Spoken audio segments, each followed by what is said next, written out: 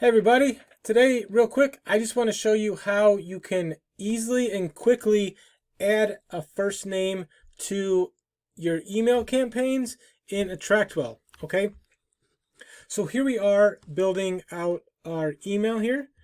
Real simply, all you're going to do is if you want to add a first name, see this little button over here, it looks like a little talk button. If you click that down, it's going to pull up all of your tags that you can use. So I want to use the first name. Bam, there we go. We have contact first name, and then we can start composing our email message.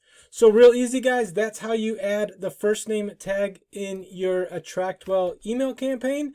If you have any questions, concerns, let me know. If you don't have AttractWell and you would like to get AttractWell, I put a link in the comments below where you can try it out for $1 for the first month, which is pretty cool to get you a better understanding if it's a tool that you like to use or not. But real quickly, guys, to add the contact first name, full name, or whatever it is, it's going to be in this little, it looks like a comment box right here. You go ahead and click that, and then you can go ahead and add all that in there. So thanks for watching, guys. I appreciate you, and I hope you have an awesome day. See you later.